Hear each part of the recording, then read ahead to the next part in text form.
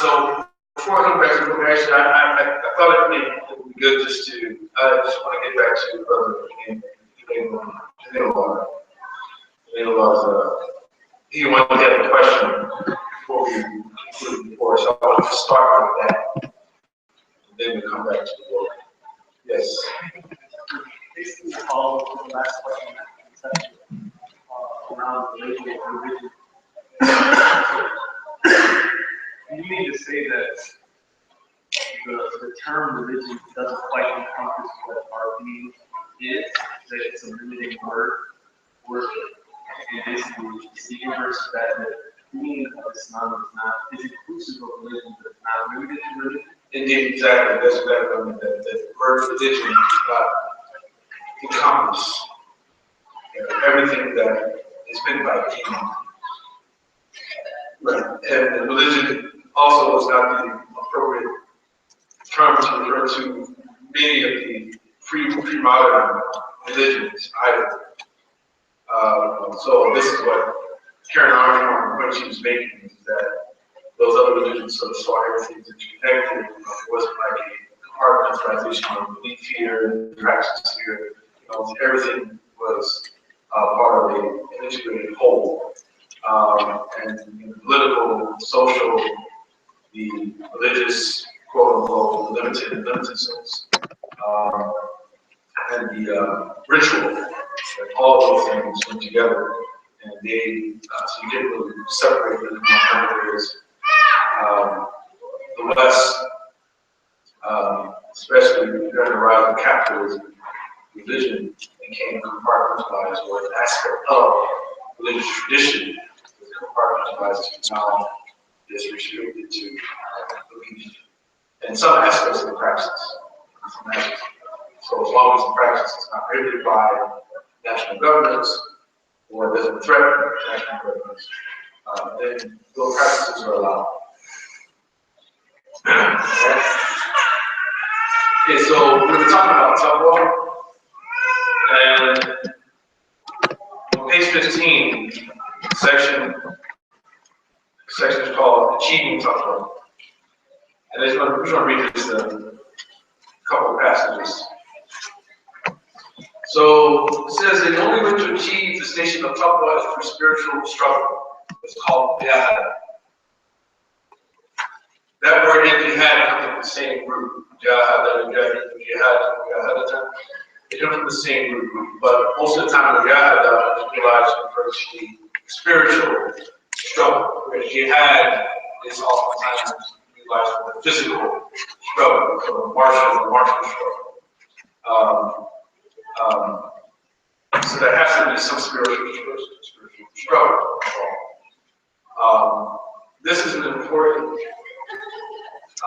thing to keep in mind, especially as a pastor or counselor of other people, that on one level, people come to you when they seek counsel. Oftentimes, they actually just want you to listen to them, vent.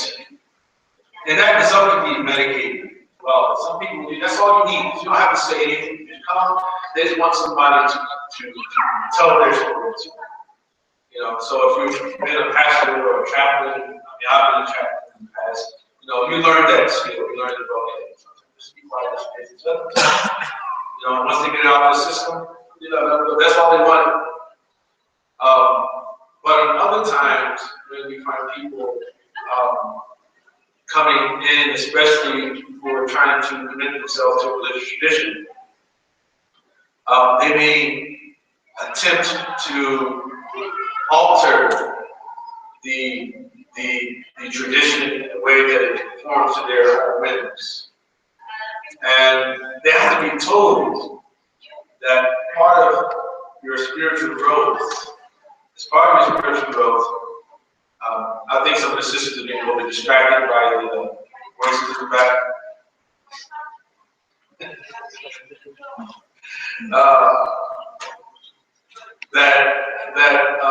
That in the process of trying to take on to the religion, that sometimes they need to be told that you're not going to be able to grow without some degree of discomfort. There's going to be some degree of discomfort involved here. So I'll give you an example of this. And I've talked to our young brothers about this all the time today and yesterday. Is that when you're trying to get those bad habits, you like them so much, that you like the habit so much that you discover that it's destructive. You don't feel it destroying you right now, but you know that in the long term you're going to be destroyed by that particular habit. That if it's become an addiction, then you decide, I'm going to let it go. It's going to be discomforting. It's not going to be easy to just stop what you like to do so much, right? And so that's the job.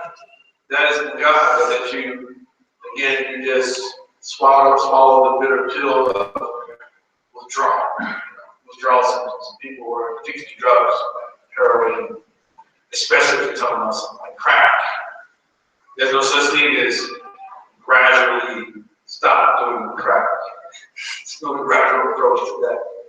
Because what people who smoke crack know is that the more you smoke it, the more you want it, the more addicted you become, right? The more crazed you become, right? So there's no such thing as a little bit today. This much crack yesterday. No, you can't do that. You just have to. There's no way. But when you do it, people go through withdrawals, a lot of pain, physical pain that people have because their body is craving for it. They want it. Same thing with heroin. The body is really craving for this chemical that the brain has developed an adjustment for the need for it. But long term is destructive, so you have to come off.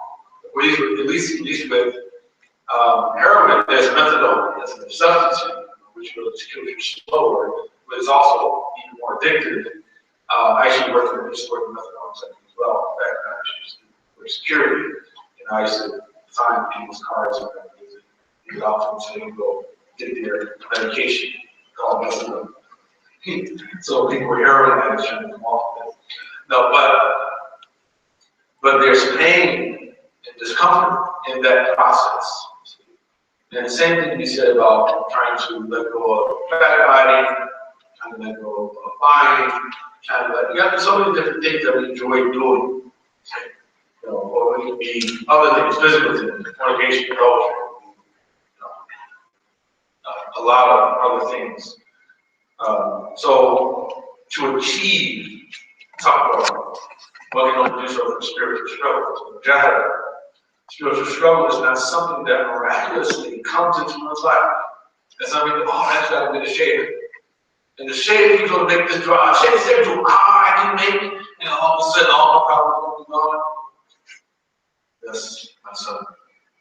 Here, just say this. And this doesn't happen. Right? It's not going to happen. No. How many that is a dua, but you also have to do this. Do this and pray to God that He give you the strength to overcome you. He can give you a prayer, but He shall never. And realistically, when you think about education in general, that most of the work in education is done by the student. The student is doing 95% of the work. Right? The teacher, average, let's say 5%. What the teacher does, I can give you guidance. I can point you in the right direction, resources, things like that. But you're doing the work. Think about your own lives. Really think about it. You said, do this, Okay, you did it. So you're doing the work. I just told you to do it. You listen to me. You know better than others. Kids, they go to school and kindergarten, say A, B, C, A, B, C. And they learn. We learn that way. It's the same thing with becoming a better person. So we just have to develop the resolve. I'm going to do better. I'm going to do better. Teachers inspire. Teachers, they give guidance and direction. But they can't miraculously put the strength inside of you. You have to find that within yourself. ask Allah to give it to you. The teacher may help you to believe in yourself and believe you have the strength. And bring out, yes, but the work is the work of the student, it's the work of the seeker. So spiritual struggle is not something that miraculously comes to life. It is a move of the heart that begins to affect the limbs and then results in sincere repentance, in which we seek to purify ourselves of the prior wrongs and remove them from our present activities and make a strong commitment to a future free of the mistakes of the past. Strong commitment to a future free of the mistakes of the past. And again, what's the past is what past. We should read about the wrong things we've done. We should feel bad if we've done things wrong in the past. But we should not dwell on them to the point that we are led into despair. You can't change the past. It's already done. It's over. Think about the future. Keep moving forward. It's about the future. We ask Allah to forgive the past, make a sincere reformation of ourselves, or at least we struggle to reform ourselves. We keep moving forward because we can't change the past. Only Allah can do that. Now, of course, the challenge there is, one particular challenge we have here is that when your faults or your errors resulted in harming another person, where you require their forgiveness. And that itself is a difficult position to be in. It's when you hurt other people. Some people's attitude, unfortunately, is that all I need to do is say sorry.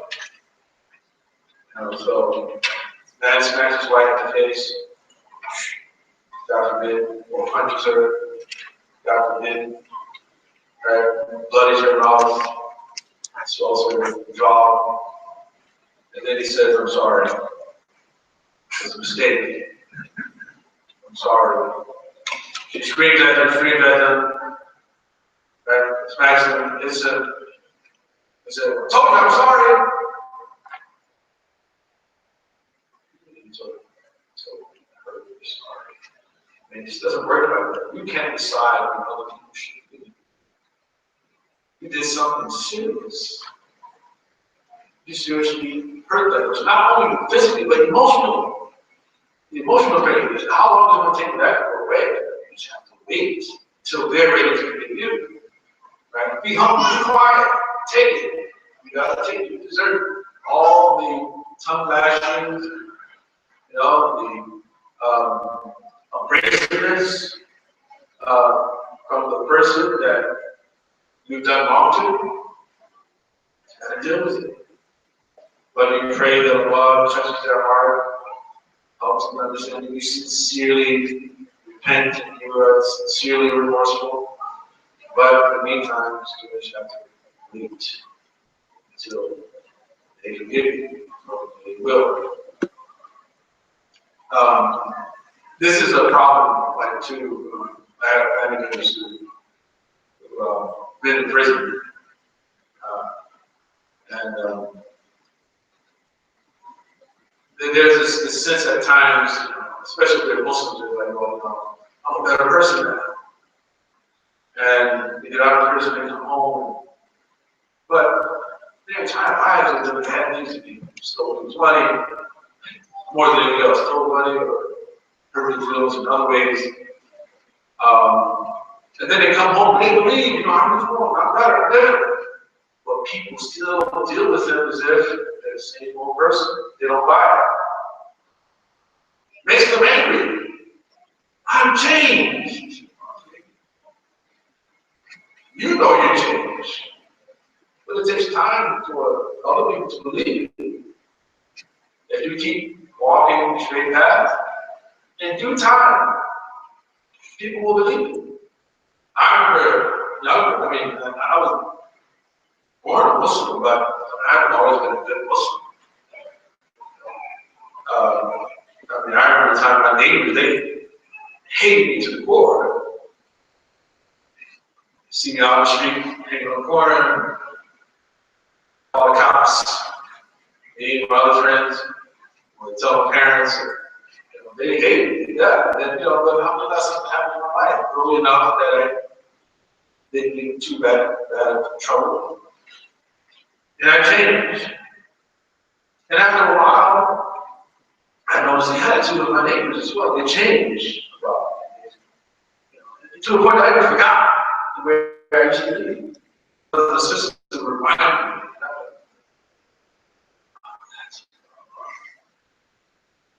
Just like the timeline got changed and the memory got erased, so I went along with it. It reminded me of you used to do this with that. How did you do that? Yeah. So when the harm is done to another person, it becomes a challenge. This is more a difficult challenge. But if it's done to yourself, then you definitely cannot dwell and remember that Allah is all given. So now we'll move on to the next chapter. The heart is treatment. Page 18. Facilitating action based upon true knowledge. Action has two modes. And the action of the limbs. As for the heart, there are two concerns. Data and sincerity. Ikhlas. Belief. Sound belief is accomplished by removing any doubtful matters from the heart. This is easy by the grace of Allah and His gifts. And throughout the ages, many people have accomplished it. So we apply this to God to begin with, actually, doubtful matters about God. There are a lot of skeptics out there. Agnostic people, there are atheistic people, and there are people who are very sophisticated in their atheism, their agnosticism. Right? Their arguments sound reasonable at times, right? But oftentimes, if you have a critical eye and you look dispassionately, you can see arguments of scientists even who are atheistic. That their arguments are not really rooted in science. Most of the time, their arguments against God or against life after death, they're rooted in philosophy. They're philosophical arguments most of the time. I mean, how else can you say that, okay, there's no God, but they're believing multiverse? Multiverse. Did you prove that scientifically that the multiverse exists? So I believe in the multiverse, but I believe in God. God is, So we have to be able to, of course, naturally correct our understanding of peace to begin with about that, try to remove those doubts. Now, I think one way to think about the difference between atheists and theists is that atheists are looking for a material God, whereas the God we believe in is transcendent, it's immaterial. So we're looking for two different gods. The God we believe in is the creator of matter. It's not the God of matter, but the creator of matter. So they want to substantiate it, and they want an embodied God, a corporeal God, the one that we can point to. They're like, hey, look, right there. That's the one that the atheist is looking for. The God we believe in is not that God. They see him in shape. There's nothing like him to them. We will look for that. That's what they will do not ascribe similitudes to God. That Allah is the creator of time and space. Right? So before the time and space, there was Allah. Right? So our God is a multi-conscious being. Right? This multi-conscious being who knows what's going in the minds and the hearts of each one of us right now. At the same time, and no thought focus on one thought distracts it from another thought. What's happening with everyone upstairs, everyone in the city, everyone in the world, every ant in the dirt, right? Every microscopic being, right? You understand? It's hard to fathom. It's incomparable, right? The type of God we believe in. And that's one way to think about this. But then the other thing that some people try to do is, okay, well, if you should reject God, at least argue that this right. There's no proof. What's your proof to me? Anybody come back from the dead? Do you ever think anybody come back from the dead? We believe in the Big Bang. You didn't see that either. But there's signs of it.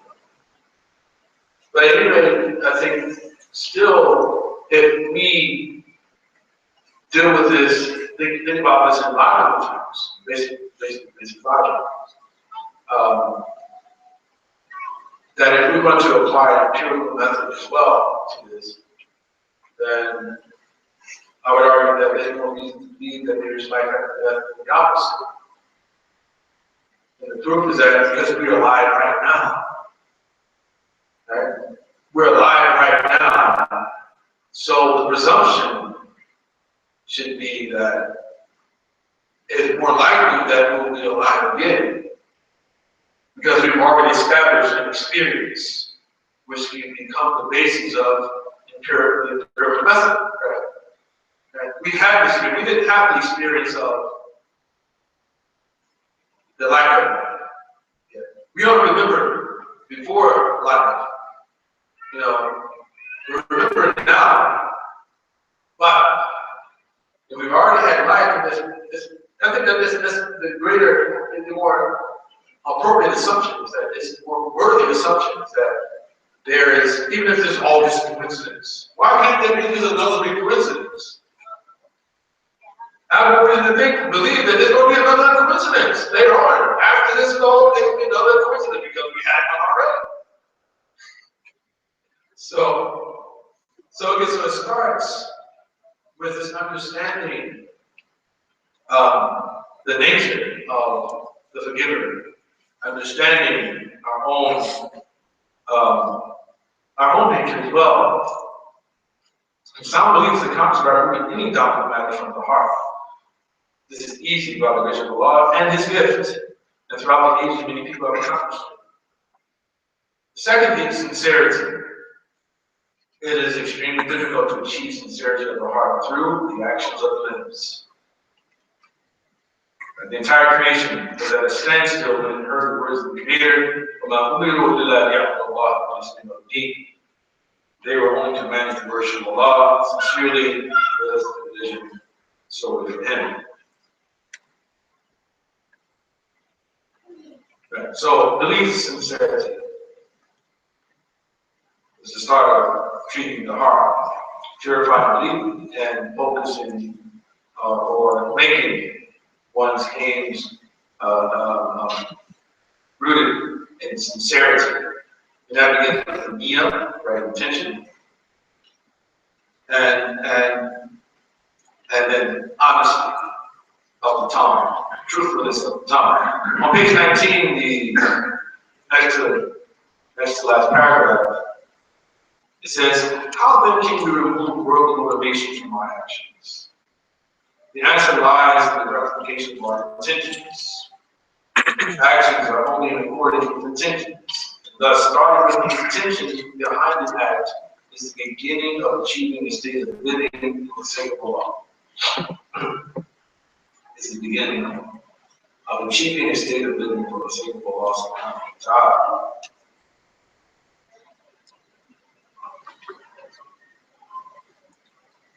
The following passage, the following hadith emphasizes the importance of intending our actions for the sake of Allah.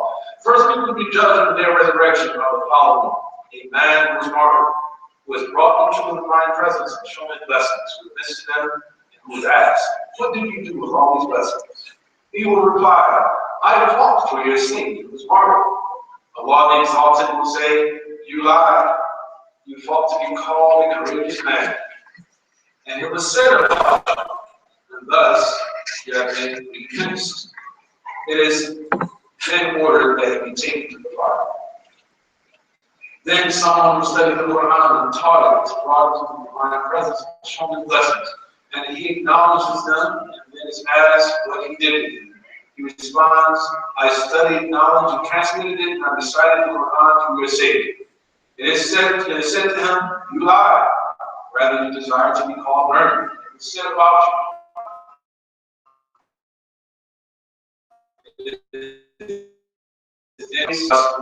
you. So remember, the intention of the believer is better than the actual work or deed of the believer.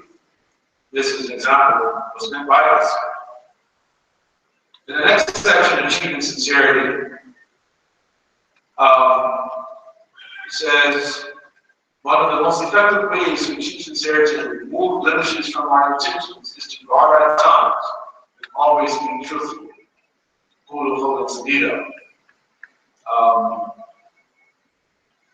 There's a hadith from the Prophet that says, you are to remain truthful.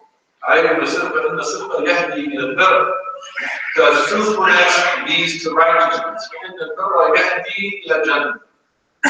And righteousness leads to paradise. And beware of falsehood, speaking falsely or dishonesty. Because lying leads to wickedness. And wickedness leads to the fire. So, sincerity begins with the tongue. If you're sincere with your tongue, eventually you reach your heart. And then it will be borne out in so many other ways as well, in your transactions with people, your contracts. Your word is everything. Again, before I talk about how trust, society runs on trust.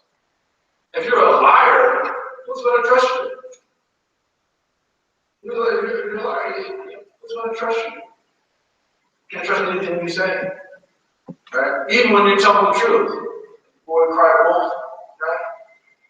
You can't, shake a little, right? Right, shake a little. Shake a little, say that. Shake a little, shake a little. Shake a little. So, but if you lie, nobody's going to believe you, they're not going to trust you. Keep going to you. Even when you're telling the truth, there's really something happening that I can't take you seriously because you keep lying. But if you tell the truth and you guys in general, if you speak falsely, you lose the hellfire. Now I want to show you just an example of the benefits of truthfulness. It's a very amazing story. It's something that happened in the time of God. How much time do I have? So, 5 minutes? Two? Okay, got it.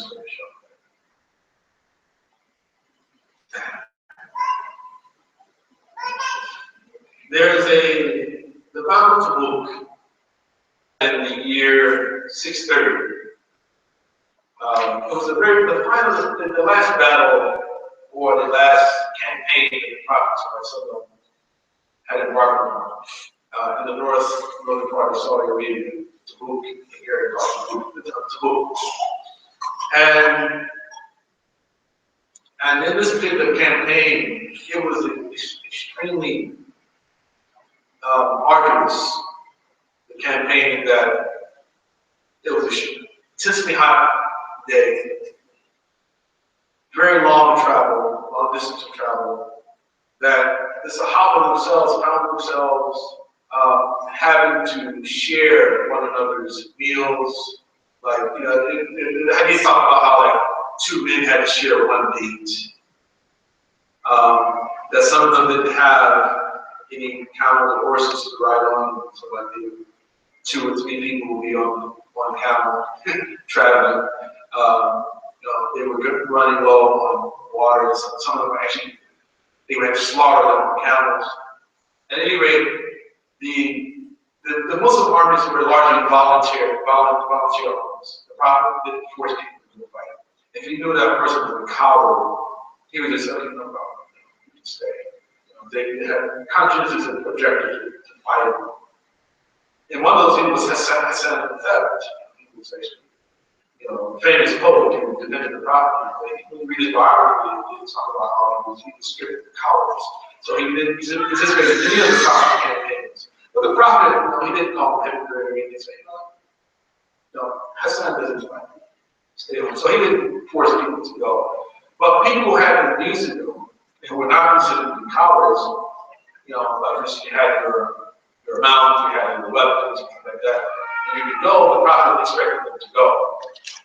So this particular occasion, about between 80 and 90 of the companions, they stayed behind and they didn't go, even though the Prophet expected them to go. 3 of them were considered to be sincere believers. The Prophet returns. So upon his return, he calls on these people to come to give them the explain on why they didn't come. Now, alhamdulillah, no battle actually occurred against the Byzantines. According to Islamic sources, the Byzantines, they retreated and came back. So there was no fight. At any rate, they come back to Medina and he questions everybody. Everybody lies. Say, oh, everybody had disputes, none of it was truthful except for Sahaba. Ka'b ibn Malik, Umayyah, and Murara ibn Rabi'a. All 3 of them were from the Ansar. They were from Medina. All 3 of them, they came to the Prophet, and the Prophet asked them why they didn't come. He said, well, I don't have any excuses. I don't have any excuses. I can't lie to you, especially knowing that Allah can say the truth anyway. So, I'm not going to lie to you. So after they all admitted to not having an excuse, the Prophet then says, these people have spoken the truth. In spite of that, I declare that no one can speak to me. Now the liars, he didn't do that with them. He did this with the ones who told the truth.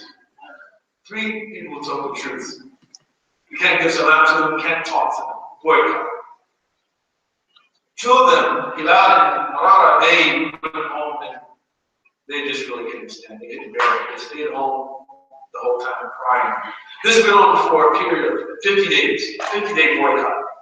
Nobody could speak to them, say anything, respond to them, anything.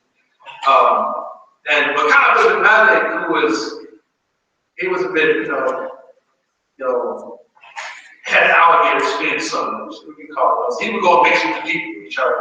He prayed with the Prophet, did everything with the Prophet, and try to get the Prophet to glance at him, the Prophet, other scholars say something to him, they would respond back to him. And he's like, what's happening here? This situation would be so good for a while.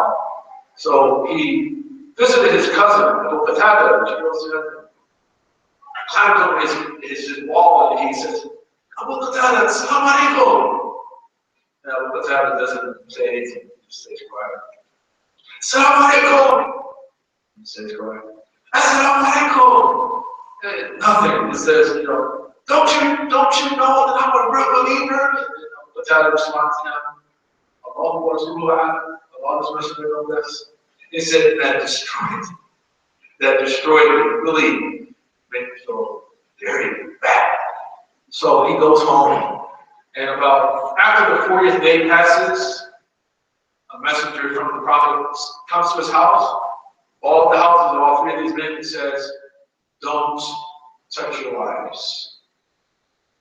Right. No intimacy. You can't have it, So they said, Rasulullah, you want me to divorce my wife? wife? I said, no. That's what he said.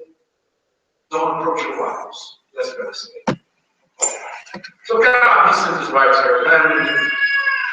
And so after a period of 50 days, finally, the verses of the Quran exonerating the and Allah has even told accepted the repentance of the three who were left behind, right? And earth had become constrained upon them. And so Ka'b ibn Malik said he was on the roof of his home and was praying, and all of a sudden, all of a sudden, he heard somebody cry out, "Ya Ka'b ibn Malik, abshir!" Said, "Oh Ka'b, good news." When he heard that, he said he knew exactly what it meant. He said, "I felt immediately into prostration." Immediately into prostration. Right?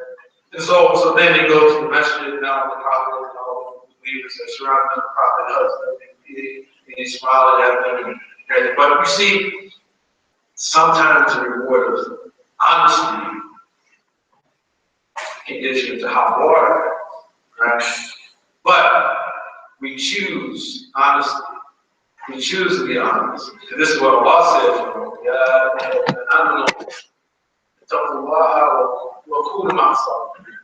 oh, you believe, be not talking about Allah, be with those who are truthful.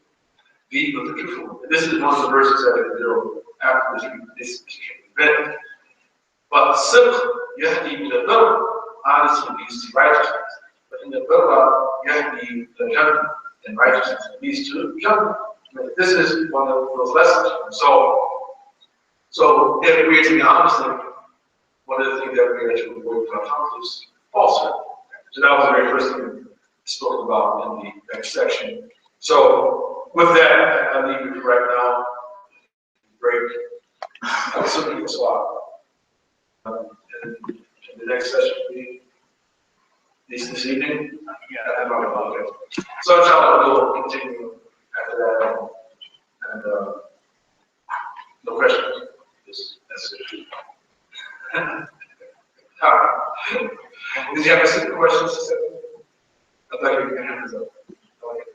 So we'll restart at 6:30. Okay. 6:20. Right after the Maghrib, Isha, and if possible, maybe a little bit after, make up time. Sure. Very good. So,